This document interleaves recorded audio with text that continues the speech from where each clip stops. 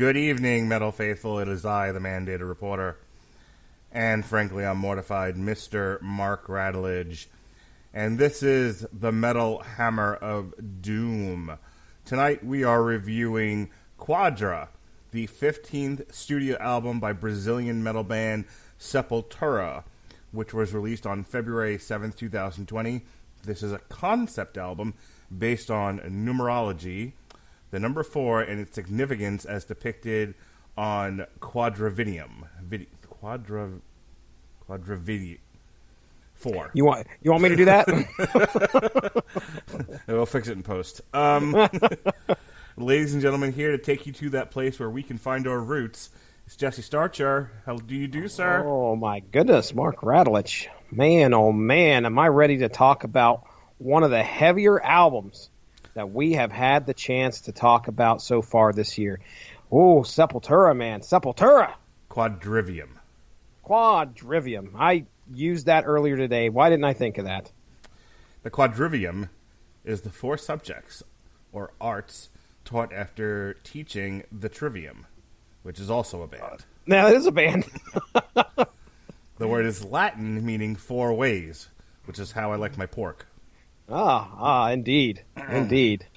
And its use for the 4 subjects has been attributed to both of us, or Kazian Andor. I'm just making shit up. I was going to say, wait a second. We're going into Star Wars territory or something. I don't know these words. Yeah, it's a bunch of people I don't know how to pronounce their names. Quadrilateral. Quadrahedron. Yeah, I hear you. Pythagorean. Oh, theorem. That's right. Yeah, I fucking hate geometry. Good old Pythagoras and his theorem. Yes, sir. You can take that theorem and shove it. How you doing tonight, Jesse? Oh, man, I'm excited to be here. As always, I have, prepared myself, listened to this album quite a few times, and just ready to rock and roll, as they say. Jesse, you know what I can do now? Tell me. I can search on Spotify. Wait. We're doing No. a podcast. Yes. This is 2020, Mark. You're telling me that we are in the future. The future's now. I have a new computer. Congratulations. How is that thing? Is it speedy? Yeah. It like so. Works and stuff and mostly connects to the internet. And I got that one like proxy error message once, and I literally went running out of my house going, come back. And my wife's like, stop, you idiot. We're all having trouble with the internet. Just stop. Thank goodness. I almost jumped on my like my kids. I almost jumped on the hood of my dad's car. Wait, come back. It's not this working. Thing don't work. It don't work, Dad. It don't work. Don't go nowhere. But yeah, no, it's working really well. The Spotify app for the computer works really, really well. And I can now actually, when I get ADD during one of these podcasts, I can look up other songs and we can play them, and we don't have to. I don't have to make you do it or sing it to you. Well, I might sing it to you anyway. Oh, I was going to say, if it cuts down on the singing, I'm going to write your dad a thank you note. Shut up. I'm gonna. So yeah, but we'll try to. I'm going to try not to get the ADD tonight. Okay. And we'll try to stick to the album here. Now, there are 12 songs on this album, as they said, but we're going to cut the 47-second one. However, let me tell you a little bit about this album, Jesse Sacha. Let me hear it.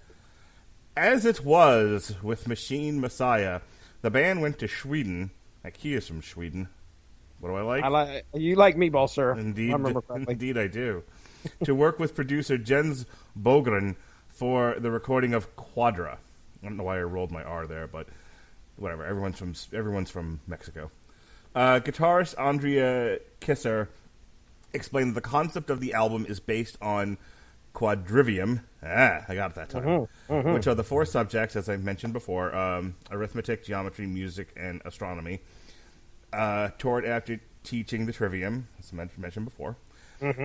So based on this, the band divided the 12-track album into 4 sections, okay?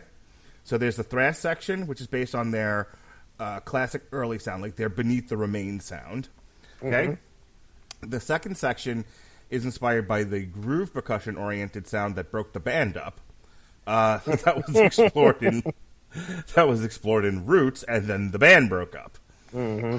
And they got a new singer, and Max Cavalera went on to do Soulfly. And then I just saw something earlier that said that the current singer right now, what was his name? Eric. He's been with the band twice as long as Max. Yeah, at this point. He's kind of like the Kurt Angle in TNA of metal, where he was at his the second place he was at longer than the first place that he was at. Yeah. So we have the thrash section, the roots section, and then we have progressive section that is inspired by the Iceberg Dancer song from Machine Messiah, which we reviewed, by the way, on this very podcast. And then side 4 is slow-paced and melodic, and I'll probably hate it. but also based on Machine Messiah. Oh, I don't think you're going to hate side 4. There's at least one standout track of the 3. So, right. I don't think you're going to be pulling for the 47-second track as your favorite track off this album. I'll put that out there at least. Well, let me tell you right now, I cut it. It's gone.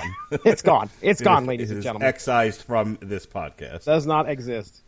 But we are going to play these in bunches.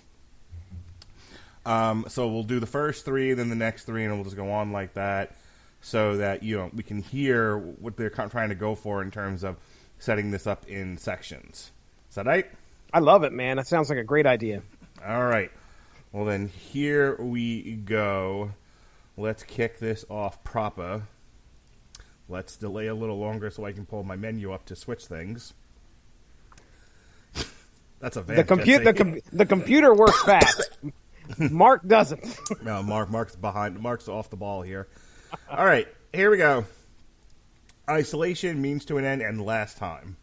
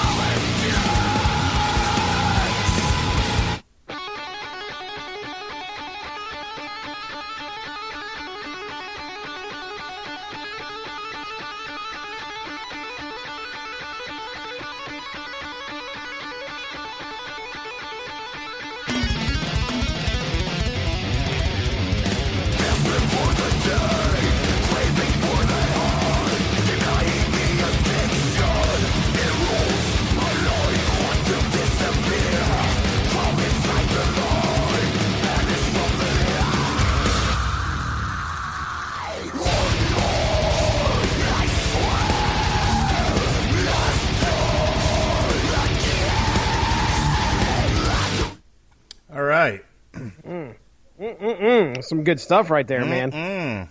Tasty. Mm-hmm. Tasty, buddy. What do you think of this thrash section? I love it. Yeah, I figure you would, man. This is this is kind of. I'm torn as to what like section you would be more drawn to. It'd either be this one or the next one we're going to get into. I listened to this a couple of times, but I think sitting here listening to it now, I'll be able to pay a little bit more attention to it. So I don't quite know where I stand on this yet. Like, I haven't really taken the whole album in and formed an opinion. But I will tell you, the first time I listened to that, first time I heard Isolation, I was like, finally, the Sepultura that I know and love. Oh, welcoming this album at that first track with a big loving embrace, huh? Yeah, first of all, my only problem with Isolation that is it takes too long to get to the good part. Okay. It's like a full minute of just ambient noise before it kicks you in the face with a steel-toed boot, which is how I like it. Mm-hmm. Yeah, they don't do that on Means to an End, though. It seems like that gets ratcheted up like pretty quickly in that second song. Like, holy shit! I think if I'm picking my favorite of the three, I'm going to go with Means to an End, just because right there at the beginning you get like one of the most head-banging portions off of this album right there shortly after it starts. And I don't know if you picked up on this or not, but there was definitely discussion amongst most of the reviews that I had read, and I'm sure if you listen to this another couple times, you'll definitely hear Sepultura is using some like symphony elements in some of their songs. Now, I can't recall much from Machine Messiah. That was an album I didn't go back and revisit a whole lot, but it seemed like they were talking about this being something that was kind of new. Now, we don't get a whole lot of that in this section, but it's there. In the third song last time, there's definitely more thrash, but you can hear more symphonic elements start to rise up in that song. That definitely doesn't take anything away from the songs for me. Feels like it's a definite welcome addition, in my opinion. But man. I feel like Sepultura has really always, since the band split, I think what came of it has always struggled with differentiating itself from the Max Cavalera era. Mm-hmm. And the problem with that is there's like three iconic albums with three distinctly different sounds from that era. You have Beneath the Remains, which everybody loves because it's thrashy goodness. Mm-hmm. You have probably, I don't want to say it's their most mainstream, but it's definitely the one that got them the most notoriety. It broke them from like the underground metal scene to, I always cite them as like the part of the big three of the mid '90s, early to mid '90s metal resurgence: Pantera, Sepultura, and Typo Negative. So then you get Chaos AD. This is what I'm talking about. That's got Territory. That's got Refuse Resist. Biotech is Godzilla. Rawr. There's just a lot of great songs on there that are really memorable, and it's probably where Sepultura garnered its largest following. Their follow-up to that, Roots, is basically the precursor to Soulfly. And I joked before, it's what broke the band up. And if you look at like the Sepultura album that follows Roots with Derrick debuting, it's basically like I always felt like they were struggling with, well, how far back do we go? Because we're definitely not going to do the more Brazilian sounding stuff, the more tribal. But do we go all the way back to Beneath the Remains? Or do we keep it? Do we try something new? I mean, and I think for the longest time, Sepultura really struggled with its sound. Yeah, trying to find its identity. Yeah, for sure. So I'm fast. So I that's what I like about these three. It's like instead of trying to figure out who we are, let's just play loud, fast music. Yeah, and it takes me back, and it's like, oh, this is the Sepultura I really liked. Because as much as I liked Roots, I was a huge fan. That also turned a lot of people off. They were like, what is this shit? What's a Rada Mahada? What the hell kind of a drum am I listening to right now? Stop it. I don't like it. Well, it was a long time ago when we first started talking. It was before I had joined the show. You had shared some Bloody Roots with me and said, man, you got to check this album out, take a listen, because it was, again, kind of like one of the biggest albums in Sepultura's repertoire. And I remember digging that album when I did have the chance to listen to it. So, yeah, as if anybody couldn't tell, I think when we did Machine Messiah, I was completely lost when it came to Sepultura, and things really haven't changed. So it's not like I went back and dove into their catalog more since we did Machine Messiah, but I have an appreciation of Roots for sure. So I know where you're coming from there. But yeah, it's this band. I mean, somebody said it's going on close to 4 decades. Yeah, like I said, man, it's their 15th album. That's amazing. Let me pull it up here real quick. Sepultura debuts in 1984. 84. Yes, sir. Wow. Well, kudos to them. I mean, by the way, I should say that the iconic albums are both Beneath the Remains and Arise. Okay. Both of them. And Arise, I think, is more the one I was thinking of. Yeah, that's the one that has dead embryonic cells. Arise, obviously. This is on certain editions. This is the one with the original Orgasmatron cover. Have you ever heard? Have I ever played for you the Orgasmatron, their live Orgasmatron from Brazil? No, I don't know. From Madrid. Sorry, from Madrid. I don't know. Fuck! Barcelona! What? Wales! Africa! Dude, I cannot recall if you did or not. Orgasmatron sounds like you've said that word to me, but I don't know if it was in passing in a joke or if you actually played something for me. But, I'm sure it was both. Okay. Because I know I was joking around with my daughter tonight, and I told her, I don't know if you know this or not, but when you're in a play, you're in a play or you're in a musical. Mm-hmm. It is tradition that on the last night, just go buck wild and fuck your own play up. Just okay. do stupid shit, but that maybe people notice, maybe they don't. That's tradition. Get the director to try to throw you out of the musical. So she has a pretty decent part in this Peter Pan musical that they're doing with her musical theater class.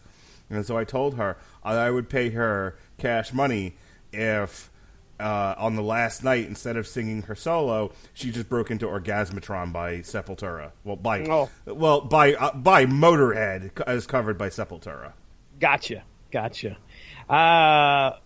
And did she proceed to ask you to play it for her so she can rehearse it? No. Okay. Well then. Amazingly, my kids are not retards. Oh, and amazingly. Okay. And know that Daddy is quite the card. They know better. Yeah, they certainly do, Ollie. That's good. So I'm trying to see if I've never been able to look things up while we were talking before. Oh my goodness! I'm abusing it right now. Tempting fate. I am trying to find, because I've got the studio version on here. I'm trying to find the Orgasmatron Live single. Yep, found it. All right. Boy! All right, Jesse. I have been talking about this for fucking years. All right, let's hear it. All right. Well, hopefully it'll play. So let's see what happens here. All right, cross your fingers. Here we go.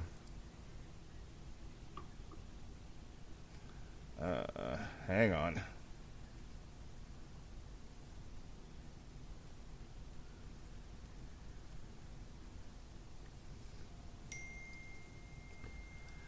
All right, so it's probably not going to play because it's having to take from my personal collection, which may be gone right now. Oh, well, hold on now. I've got Top Result Orgasmatron live in Barcelona, 1991. On Spotify? Sitting right here on Spotify. I'll share that with you right now. Okay. If I can, copy song link, although I don't know if it's going to work either, so we will find out. Live right here on the Metal Hammer of Doom. Try that. All right. Let's see what you got for me. It's probably going to look like the same thing. Yep. Here we go, ladies and gentlemen. You can't hear that, can you? I could hear it through your headphones. It was like very faint. Okay. Okay. All right. Well, I'm going to do the old switcheroo here. Very good, All Jesse. Right. I missed that when I first looked for it. I got your back. Oh, you do. All right. Here we go. Live. And we're taking a quick break because I got the ADD. Here we go. Live. Orgasmatron from Barcelona, 1991. I am the one, Orgasmatron!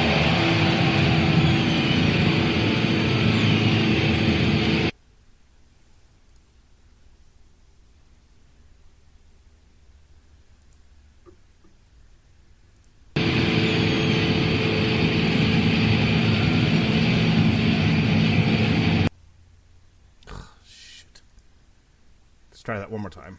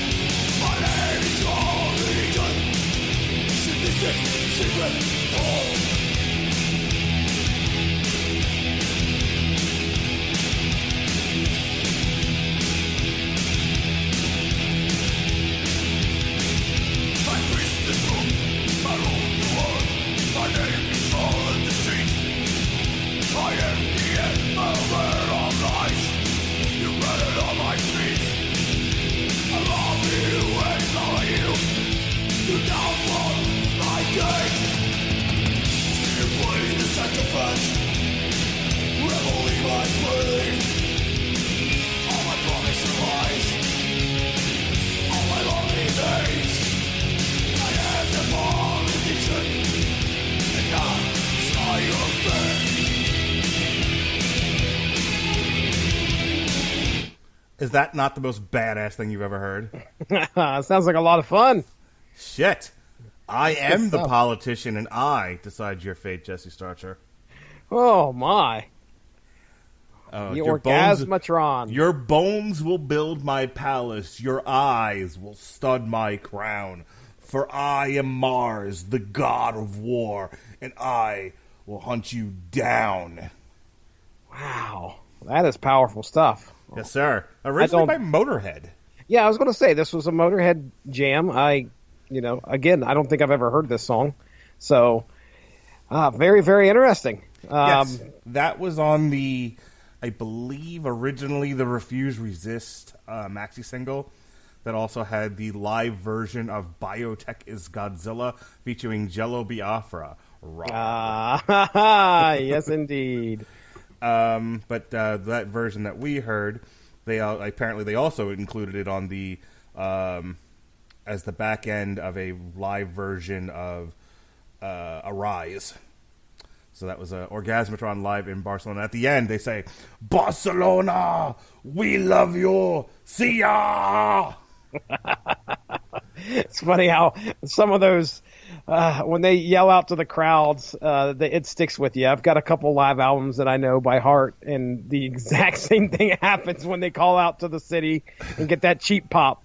We used to say goodbye to each other that way in high school. You're like, all right, man, I'll see you later. All right, see you later. Barcelona! We love you!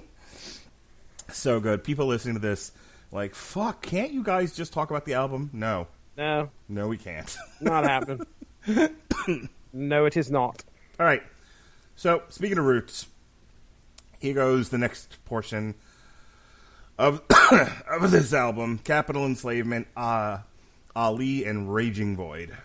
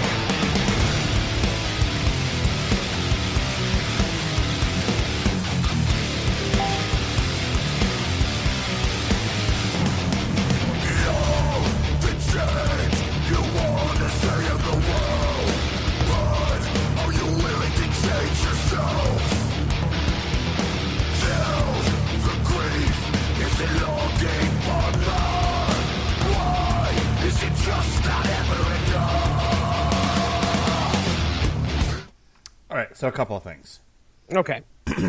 And in terms of having that tribal groove percussionist sound, okay, so that was all over Capital Enslavement. Agreed. Not Agreed. bad. Not bad at all. Mm-hmm. I don't know what they were doing with Ali, but it kicks fucking ass, and it might be my favorite track so far. My only thing with that was I wish they had kept up the tempo from the first minute of the song and just kept going with it, because they slow it down. You know, it's like, and then back into it again. Mm-hmm. You know, and it's like, oh, I kind of wish you'd just kept that tempo the whole way through. But it's still like, that's my fucking jam right there. That's my sound. All right. Yeah, what you're talking about there with the, what's the best way to put it? Like the chaos of some of the song. As it progresses, like some of the songs on here, that's kind of typical of what you get. I mean, it feels like it's going to be one thing, and then it morphs into another, and then it kind of comes back to that one thing for a second, and then it proceeds to be something different.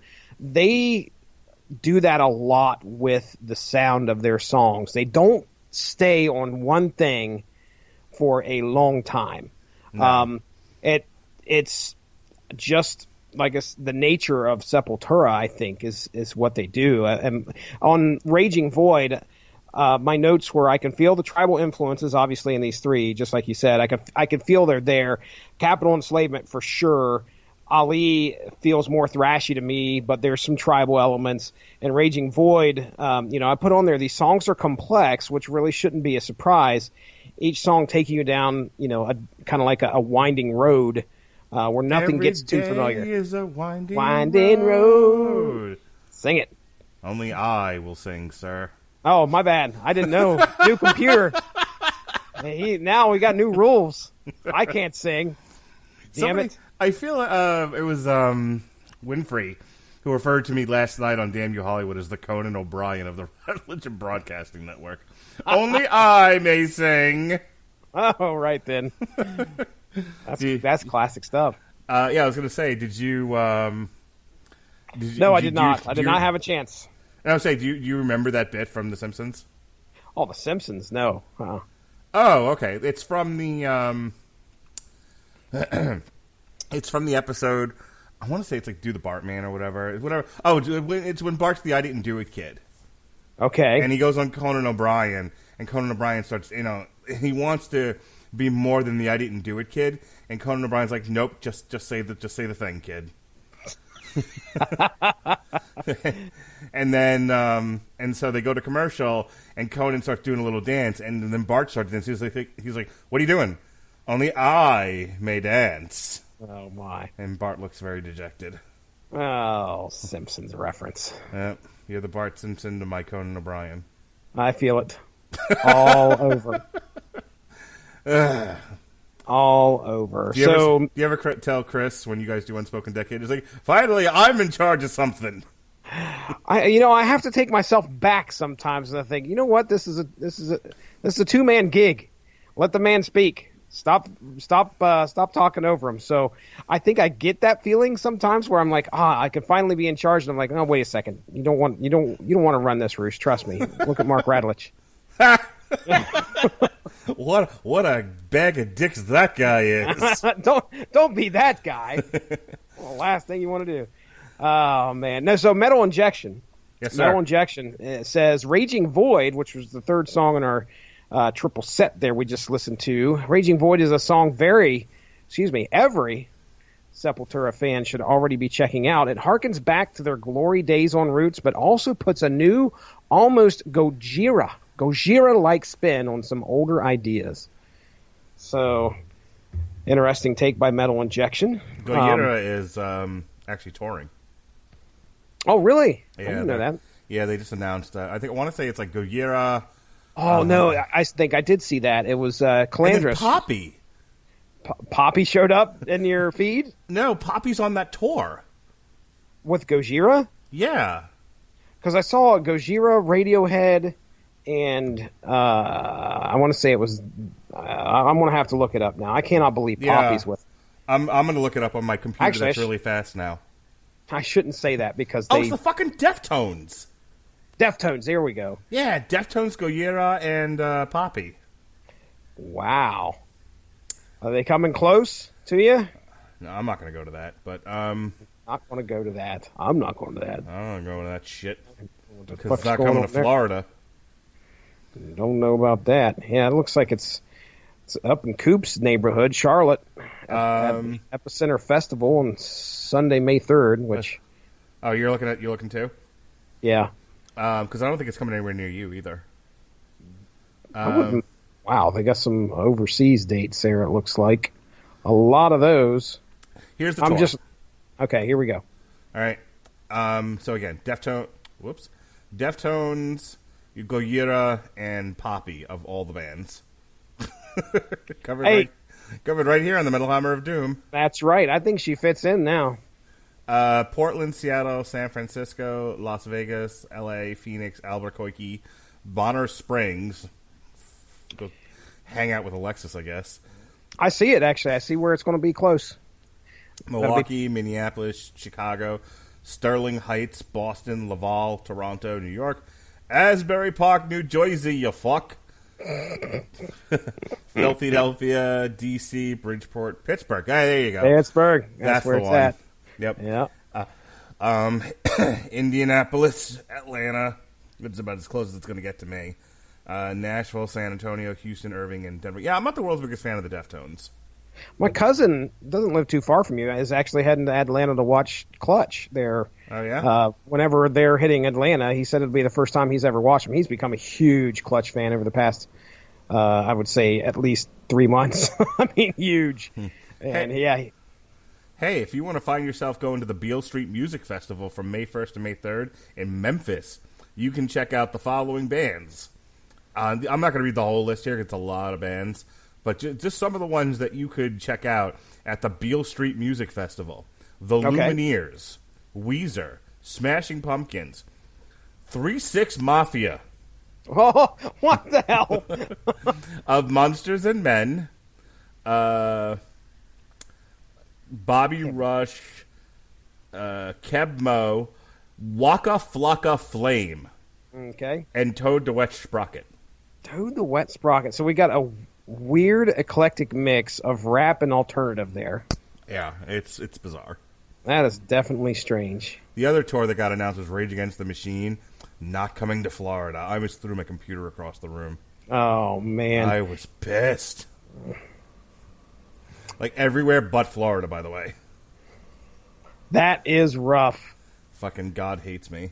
Yeah, my goodness. All right. Maybe they'll put it on, oh my goodness. I want to channel Gavin Napier in his anti-capitalistic rant. Please don't. That whole conversation was annoying. All right. So this next part is the progressive section from Machine Messiah, as I recall. Yeah. What they say here, it was, inspiration from the song Iceberg Dances off of their latest LP, Machine Dancing Messiah. days are here again. That's not the song we're talking about. It is not. All right, so here we go. The three songs are Guardians of Earth, The Pentagram, which is an instrumental, and Autumn.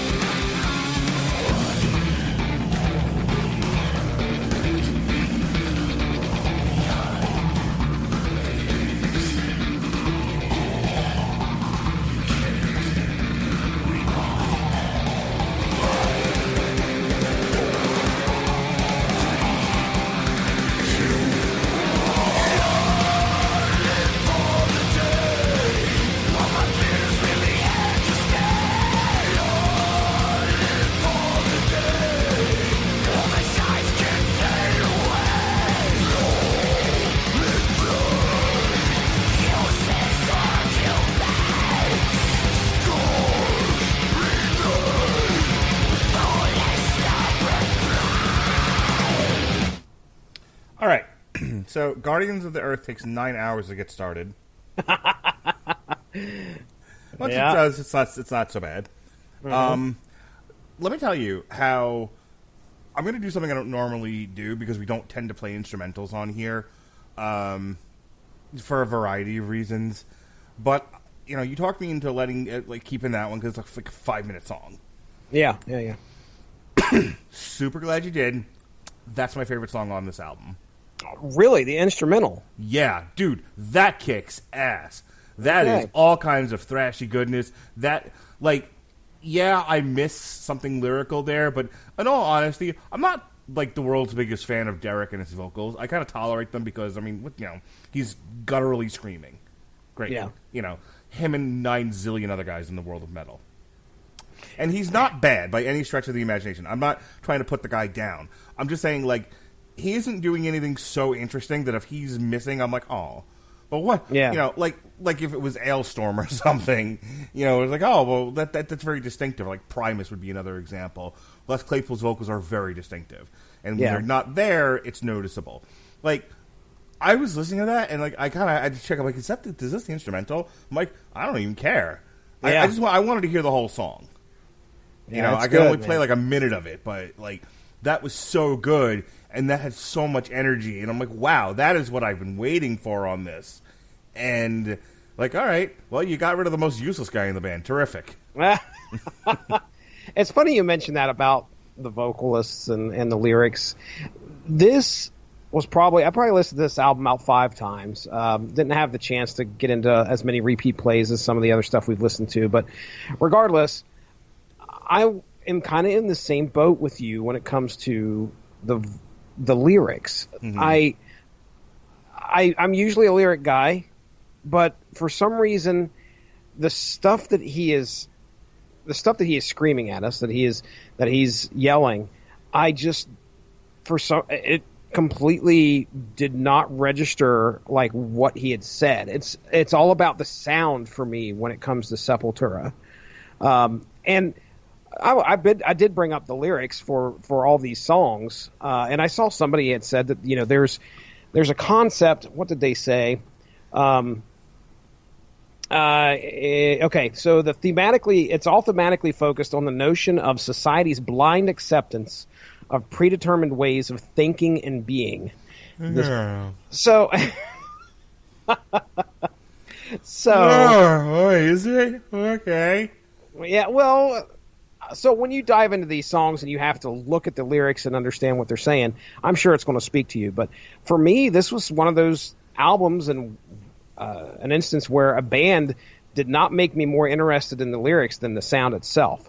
Yeah. So for the instrumental to be your top track, it does surprise me. But it now that I think about it, because I'm such a dumbbell who is just I like the song where the guy yells, "Throw the shit in the air," which I get. I own that stuff about, on the one hand, I know I'm a bright guy, but there's parts of me where I am rock stupid, and it comes out in some of the stuff that I like. I was watching Combat Zone Wrestling earlier today, and the main event was CZW. And the main event was Masada versus Casanova Valentine. They were having a no-rope barbed wire match. And I'm loving it. And it's basically just two guys mutilating each other. Yeah, it's, that CZW stuff, gosh. But I'm like, yeah, cool. I'm like, he's bleeding. Oh, it looks like it hurts. Oh, wow. It's a weed whacker in the butt. Dude, I watched a CZW match. Xboxes were involved. I didn't understand what was going on here. Why would somebody do that to an Xbox? Oh, my God. I was telling my son, there's a guy. He was in a 4-way match. His gimmick is that he wrestles while playing his Switch. This is like fucking Orange Cassidy Jr. or something. Oh, no. Orange Cassidy, his whole thing is that he doesn't really do much of anything. He's a sloth. Okay. Yes, he is. This guy wrestles one hand on the Switch and one hand doing wrestling moves. So, he did a lot of, the typical indie spot monkey stuff, but he did it one-handed. Wow. Yeah. And was his attention, did they wheel the Switch out? No. In a TV? No, he walks out with it. He walks out with Okay, this. so Oh, that's right. It's a portable thing. Right. Oh my gosh. Yeah, I can't tell you the last time my son played with it on the big TV in his room. Oh wow. Yeah, he is always like running around with that thing. I saw people. We were at Animal Kingdom last Sunday here in Florida, and I saw people like online waiting to ride rides, playing their Switch. Oh no shit. A couple of weeks ago, when we bought my wife's new car, or as I like to call it, the new loan on 4 wheels, the loan I didn't want. Marriage is fun. Oh boy. So we got a new car for my wife, and we happened to be in the next county over when we bought this thing. Because why buy a car close to home? I mean, really. Yeah. You gotta go far and find that car. Yeah, they don't sell cars 5 minutes from your house. Nope. Well, they do, but anyway. Not ones you can buy and feel like you bought something. No, you have to go on a trek that rivals the Hobbits of fucking the Shire. It's a fucking safari. We're going on a safari. Yeah, we left the house to go buy this car, and I just yelled, "We're going on an adventure!" There were dragons involved. Oh, wow. You know the deal. I do. The dragons of Pinellas County. Anyway. Watch out. Yes, sir. Like 2 people who listen to this podcast got that joke. Anyway, the point of me bringing that up was after we got the car, we went and got something to eat at like this like Cambodian chicken joint or whatever the fuck, Filipino chicken joint. I don't know. Wow. Yeah. Wow. This place was serving like Filipino spaghetti and red sauce with fried chicken. And it was damn good. Don't get me wrong. This was some crispy fried chicken. But what a weird combination. Like I need to talk to somebody who's Filipino and be like, but why? They'll be like, because. Because we're Filipino. That's right. What the fuck, man? Anyway, there were people on the line. Like, this place was it was like opening weekend. We didn't know that when we decided to go there. But at that point, we were committed.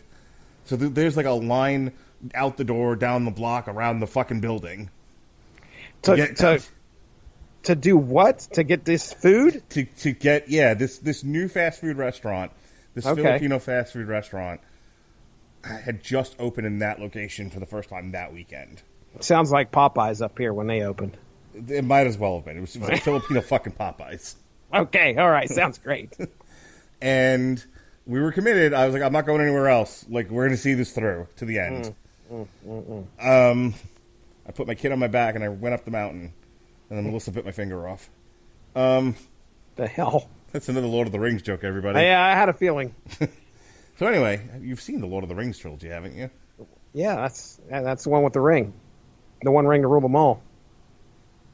Weren't expecting an actual legit answer, were you, you fuckhead? Anywho. There were people on the line playing their Switches. And my son was pissed. Oh, man, oh, man. Because we wouldn't let him play his Switch. Dad. Yeah, I was like, how about be a fucking normal person and stand in line? Try thinking. Try. So now you know why I don't venture out with my kids, for fear of lines. All right? I don't want to wait in the line with my children at all. Oh, I get it, man. Because we didn't give them we don't want to give them screens every single time they're like bored for like the most like minute second. Like you have to wait 10 seconds. Fuck! Give me an iPad. The next time you ask me why haven't you taken your children to Disney World, my reply will be, are there lines? All right, let me tell you how you do Disney where you don't have to do the lines. Only do 3 rides. Just 3 rides the whole day? The whole day. That sounds like a real fucking fun time. Let me tell you, Fast Passes. Is that Fast Pass? All right, let's hear it. Okay, so the Fast Pass, the way it works, is you can only do 3 at a time. Okay. So you set up your 3 Fast Passes, do your 3 rides, no lines. No lines. You're in. Go the fuck back to your hotel. And then you. So how long these rides last? I don't know, 30 seconds, a minute, maybe. Okay, now hold on. You're telling me to go to Disney World and spend a minute and a half on rides and then go back to my hotel. All right, and call first it a of day. all, you have like older kids. Is there a reason you're not taking them to Universal? Is there a reason I'm not leaving the house is the first step with my children. And then we progress from there. So then we go to 20-minute rides in the car, and then maybe 30-minute, and then we'll talk about driving for 8 hours. All right, listen to me. 16 hours. Disney is the most magical place on earth, but you have older kids. If you want Rock'em Sock'em Adventure, take them to Universal. Universal Studios. Okay. Yeah. They got the Islands of Adventure with like the big coasters and shit. Yeah, man. Don't waste your time going to Disney. That's for little kids. Okay. I'll take that under advisement. I mean, is there anybody in the house that's like a super duper Disney fan? No. No, fuck that noise then. Do they have a YouTube theme park? I could convince my kids to be quiet to get there. Well, I'll tell you, in a couple of years, Universal's opening a Nintendo World. I did hear about that. Yeah. So my son is super excited about that. All right. We've dilly-dallied long enough. Mm-hmm. Last two songs, because we're cutting the 47-second one here. So here we go, and then we'll bug out of this podcast for the night. This is Agony of Defeat and Fear, Pain, Chaos, and Suffering.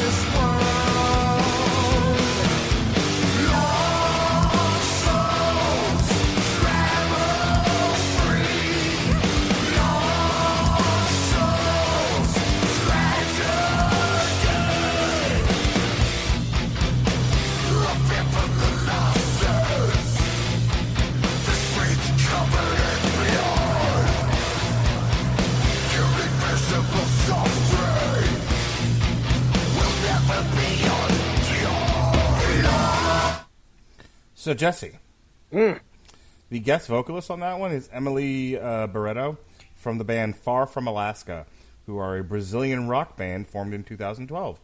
Okay, I wondered who that was. I didn't recognize her. I was trying to pin her down, but oh, really?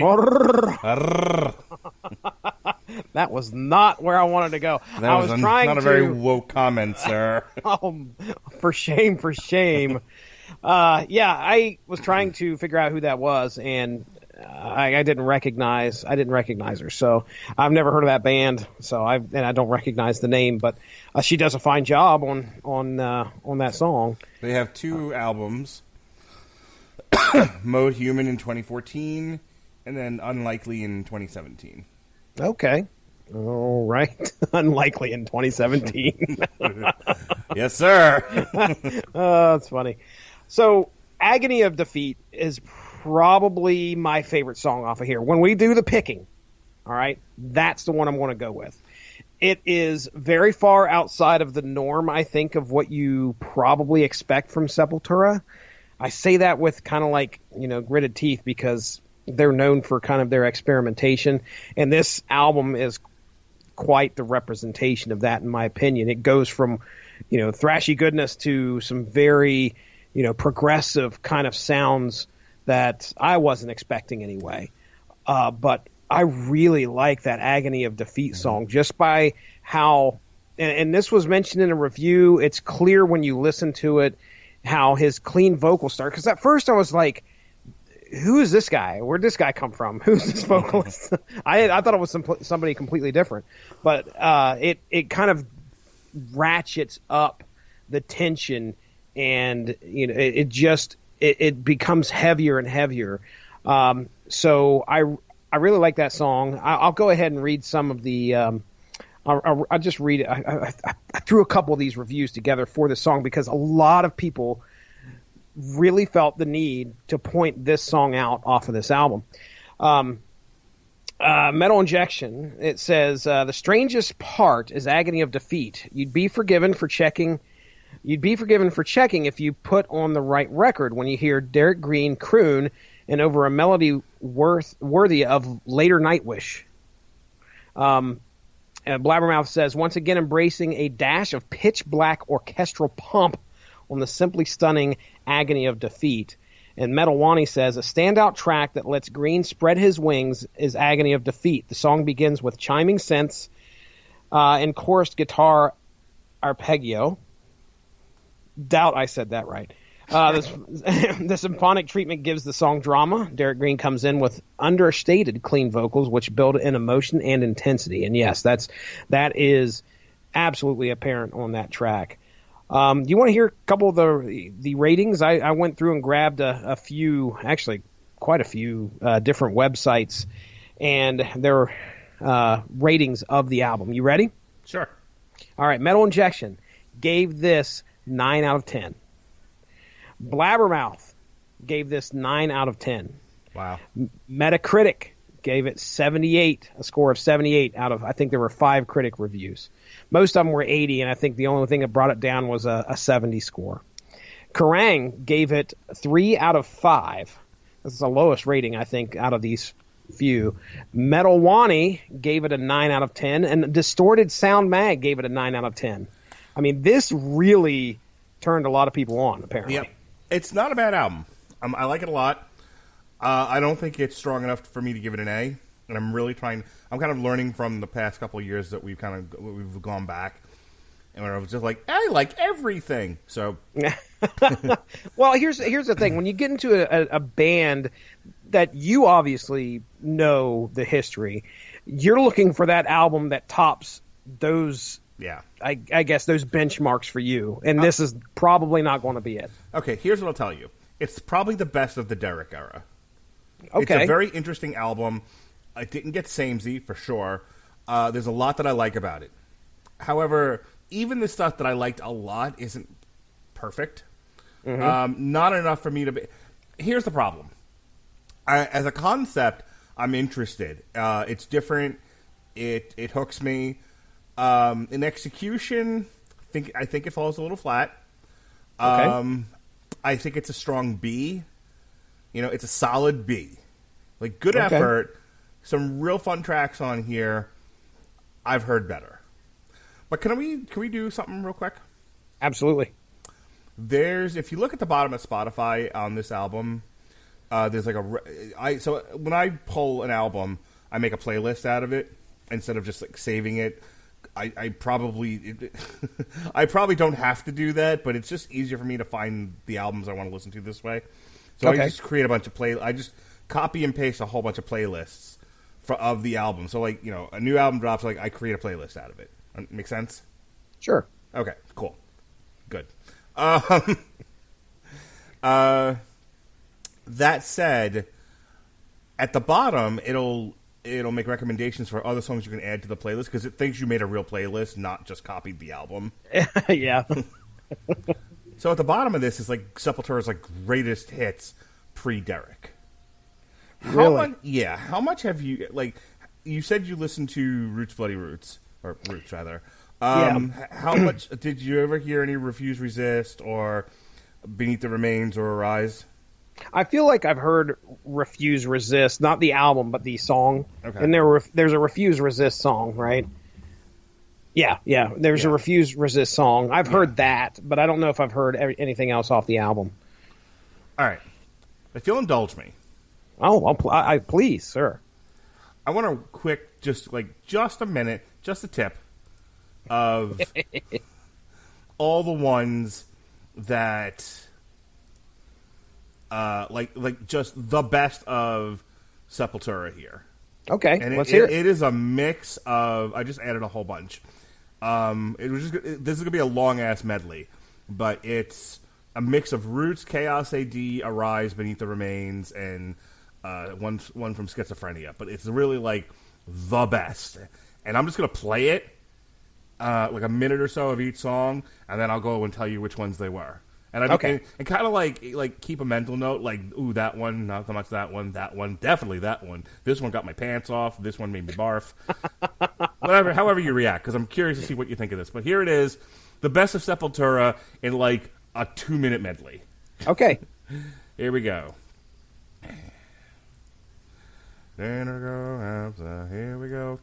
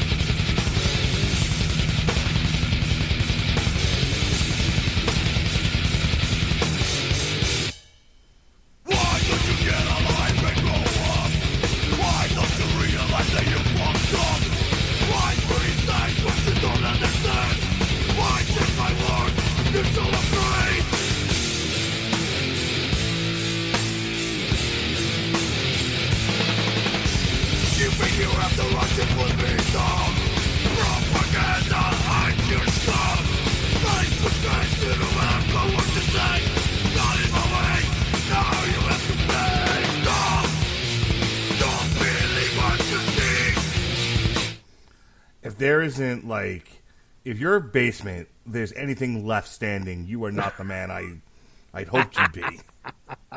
I had to restrain myself from getting up. Your whole fucking basement should be just leveled. Upside down. My computer's just hanging by the outlet. I've heard all those songs before. I started a fucking mosh pit in the bedroom. Unbelievable. Man, that was 12, I think. 12 fucking songs. I've heard 3 that I recognized, which were obviously Roots, Refuse, Resist, and Ramatatata, or whatever it is. Ramatum Tum. Renny Tin Tin. But yeah, there is some other good stuff in there that I've never heard before.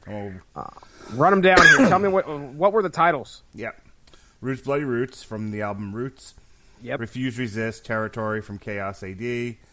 Arise from Arise. Got it. Inner Self from Beneath the Remains. Dead Embryonic. Yeah. Dead Embryonic Cells from Arise is one of my personal favorites. I like that one. Yeah. Attitude and Radhamahata from Roots. Desperate Cry from Arise. Troops of Fucking Doom by Schizophrenia. From Schizophrenia. And the last 2 were Slave No World and Ode to Twitter. Ode to Twitter? No, it's propaganda. Oh, okay. I was like, wait a second. It didn't sound that recent. But why don't you get a life and grow up? Tweet. Why don't you realize that you fucked up? Tweet. Why criticize what you don't understand? Tweet. How many characters is it? 140 or 280 now? I can't remember. Damn. I've never seen a more topical song written 30 years ago.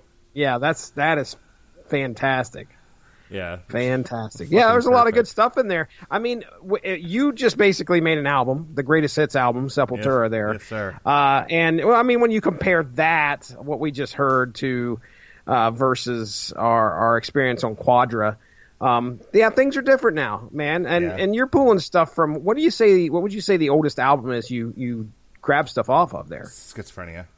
And how old was that? Schizophrenia, I believe, was 87. 87, and then what was the most recent thing that you pulled off of there? Roots. And that was 90 what? 92? 93? No, that was like that had to have been 94, I think. 94? Okay. Hang on. I'll pull it again. Roots is 96. I was close. 96. That's 24 years ago now. Yeah. So the band's evolved, man. We keep coming back to this. I hate getting old. But it's one of these things where you watch these bands evolve from something that you really loved into something completely brand new sometimes when you're comparing decades of work or a decade span between works, I guess. And like I said, I wasn't a big fan of the band before, so it's not like I have a whole lot of history listening to what was prior to Machine Messiah. So it's hard for me to say, has the transition been good? A lot of people would say that, I'm not I was reading one reviewer who said he was brought back in by Machine Messiah. Mm-hmm. So if you remember, Machine Messiah wasn't bad. Here's the thing, and that's kind of why we went through that, kind of a experiment there. I think you needed to know, like, it isn't just nostalgia glasses, and it isn't like, oh, well, this is the music I was listening to when I got laid, so, it means a lot to me, as Chris Rock would say, like, that's his bit, man. He's like, oh, you'll always love the music that, you heard while you were getting laid. And, that shit's from, like, late high school, early college for me. Mm-hmm. And so I think I think the impulse is to say, well, surely you favor the old Sepultura to the Derrick stuff because that's from a critical part of your youth and development. Sure, it's also fucking awesome. Yeah. I mean, you can't tell me that let's go with 12. You can't tell me that medley that I played for you was less good than what we've heard from Quadra or Machine Messiah. I will agree with you. And I think that's where I land a lot of times with this band. It's like, it was the similar thing with, I almost said Newfound Glory. Oh gosh. The band that the Vinnie Paul and Dimebag formed after Pantera. Oh my gosh. Yeah. Explode. Fuck, what was the name of it? Vinnie Paul, Dimebag. I want to. My goodness, I know this too because we've mentioned them on here. Yeah. We've mentioned them on here before. Damage Plan. Yeah. Like, I'd liked Damage Plan, and obviously any band that Dimebag and Vinnie Paul are in, it's going to be good. They were phenomenal musicians, but they never were. Nothing Phil did was ever as good as Pantera. And nothing Dimebag or Vinnie Paul did was ever as good as Pantera. Mm-hmm. And I think they tried, and they certainly... And look, don't get me wrong, I love Down. I think Down's amazing, but Down's a stoner rock album. It's not Pantera. Mm-hmm. And then he would go and do, like, Viking Crown, and he did... God, what was the name of the stupid, like, half-a-punk band? Superjoint Ritual. Which was a whole other animal. And then, of course, there was Phil Ensemble and the Pots and Pans collection.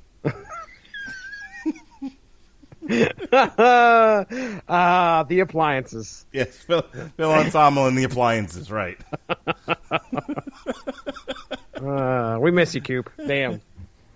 So do you see where I'm at, where it's like, they keep trying, and I think they do a good job, but none of these bands have ever really been able to recapture the magic that was their material from the mid to late 90s. Yeah. And that's really the last word I have to say on Quadra. Okay, well, my final thoughts. Let me read these off, and then we'll get on out of here. We are only a year. No, let's try that again. We are early. We are early in the year right now. But Quadra is easily the heaviest album we've had the opportunity to talk about. It hadn't had much competition. No, it hasn't. I mean, we're talking Poppy. What was the other one we just did? Well, I mean... We had Lordy, Poppy. Lordy can Mystic hold her own Prophecy. sometimes. Yeah. But Sepultura instituted a great concept by dividing their sound into 4 sections, allowing the album to start out in familiar territory but take you down a winding, metal-laden road. And by the end, you'll realize you are definitely not in the same place you started, but the journey with Sepultura was worth it. With Quadra, Sepultura deserves the high remarks it is getting online. I think some of those bands saying it's a 9 out of 10 are they're basing it off, I think, what has recently come before and probably what's currently on the scene, and I think it's fair. And they've successfully executed a unique concept with head-banging tunes along the way that should provide something for even the casual metal fan. So there you go, Mark. What are we doing now? Well, as Mel Brooks once said, "Okay, faggot, what's next?" Thank goodness you said. If you would have started that out when you originally told me that quote, that it was as once Mel Brooks said, and me not actually think that you just made it up on the fly. Would have been done. You totally could have seen me just making that up, though, right? Yes. Yeah. Go ahead. No, yeah, go ahead. I was just going to say, when you first laid that on me, I was like, oh, here he goes. All right, then. Jesse, why can't you get sponsors for your podcast? Well, Mark Radulich. Next week, Hollywood Undead, new Empire Volume 1. The following week, Demons and Wizards. God damn it, Jesse, have you been touched by the Crimson King? Not yet. But I did tell you I'll be wide open to some Crimson King touching before we get to that album. I need you to tell me what it was like to be touched by the Crimson King. It'll happen. Don't worry. Don't get your panties in a wad. That's going to happen. I remember the first time the Crimson King touched me. Oh boy! Clearly, it was an experience that you'll never forget. I never forget. I remember it like it was yesterday. So, Demons and Wizards 3 on February 26th. In the month of March, we got Five Finger Death Punch, March 4th. Oh, shit. March 11th, Jesse. Oh, my goodness. What's happening? Body Count's in the house. Body Count. Body Count's in the house. Body Count. All right. Body Count, Carnivore. It's here. It's finally here. Christmas has come early. March 18th, Code Orange underneath. March 25th, Ozzy Osbourne, Ordinary Man, I believe it's called. Yes, okay. Ordinary Man. Ozzy Osbourne, I'm Still Alive. Ozzy Osbourne, I'm Not Dead Yet. Ozzy Osbourne, I Want to Go for a Walk. Wow. Heaven, what do you call it? April 1st. Happy April Fool's Day. Heaven Shall Burn of Truth and Sacrifice. You ever get some Heaven Shall Burn? They're fucking brutal, dude. Yeah, I was going to say, I think my face might potentially get beaten off by the sound of it. Something's going to get beaten off, I'll tell you that much. Oh my. Oh my. Anywho, we'll take a break March 8th to talk about WrestleMania.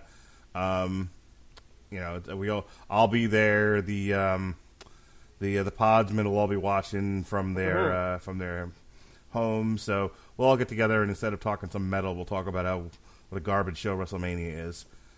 That'll be fun. Bunch of old guys get together, complain about wrestling again. The following week, fucking Testament's back. Yeah, talk about thrashy goodness. Oh yeah. They just dropped a single, I think, this past week. I believe. I haven't had a chance to listen to it, but they sure did by Godfrey. Godfrey. Yes, sir. Testament, Titans of Creation, Nightwish, Human Nature, the Black Dahlia Murder. You ever hear of them? I have, as a matter of fact. They're pretty heavy. Yes. This might not be right up your alley, but it's all right. We need to get some brutality. This is my brutality on the Metal Hammer of Doom. The Black Dahlia Murder, Verminous. April 29th. And then, don't have anything on the May 6th calendar yet, but, oh shit, Jesse, Big Slim Dog. No. Lamb of God, self-titled. Wow. May 20th. They're going to be in Huntington, West Virginia. Yeah, with fucking Megadeth. With Megadeth. I can't even fucking fathom that venue holding those bands for some reason. That's another one not coming to fucking Tampa, by the way. Really? Yeah, they're coming to West Palm Beach. Somebody hit me with a car. And then on June 3rd, day after my birthday, I'll be 44 years young. Static X, Project Regeneration. I am looking forward to that. It'll be interesting, to say the least, to talk about this project. I think they just released, or I saw a story where they had released a song that features Wayne's vocals. Yeah. I didn't have a chance to listen to it, but man, it'll be sobering, and it'll be a fun listen, I think. I think so. Static X is kind of a fun band. All right, we dropped our 3-hour Birds of Prey review. It was me, Alexis Hannah, David Wright, and Robert Winfrey. I dubbed it the podcast, the movie that broke the podcast. I am almost like in fear of finding out what that means. Because did you say it almost went 3 hours? Yeah, it's Y'all just short of insane. 3 hours. Yeah, there was a lot of talking. A lot of talking. Did you guys at least come to an agreement on how to solve the world's problems? Yeah. Okay. All right. Good deal. And Pat and I dropped the next chapter in the history of heavyweight boxing. Patterson and Liston we covered today. So that was a fun show. And you and we covered a trash, just a piece of garbage. Garbage. Harley Quinn and the Birds of Prey, which is some slapdash editorial, edited together nonsense to get you ready for a movie that nobody saw. That's unfortunate. Time well spent. Listen, I at least know that Huntress has a thing for Nightwing. Which, by the way, did that pop up in the movie anywhere? No. I didn't fucking think so. No. Look, let me tell you something about the world of Birds of Prey. There are no men with penises. None. Oh. Nobody gets laid. Nobody. Oh, wow. Well. Speaking of nobody gets laid, tomorrow, myself and Alexis Hannah will be doing the TV party for the WB Birds of Prey, the precursor to the Arrowverse. Okay. That lasted one season before they said, this is trash, get it out of here. What are we doing? What are we doing? And then Saturday night, it's all right for fights. Mm-hmm. It's going to be on Fox. You could watch the fight, Jesse. It'll be right on Fox, 8 o'clock. Oh, okay. Okay. What night is this again? Saturday? Saturday the 15th. And, there's no more football. There's the XFL, but who cares? Yeah. I think there may be actually some recording going on between me and Sheehan, of all things. Might actually happen. So, unfortunately, I will not be able to enjoy some... You can watch it on the Fox app while you're recording. I can't do that. I do not multitask like you, sir. I am absolutely unskilled when it comes to that. Well, let me tell you what it is, in case you're interested. Yes, please tell me. Maybe one of your children wants to watch the boxing, the pugilists. Okay. It's Caleb Plant versus Vincent Feigenbutts. Feigenbutts. I take that completely seriously. What a name. Okay. Well, and to you I say Feigenbutts. Feigenbutts to everybody. Feigenbutts for you, Feigenbutts for you. I got your Feigenbutts right here. Fucking give me something, jeez. I am done Feigenbutzen. All right, Mark Radulich. Let's get the Feigenbutts out of here.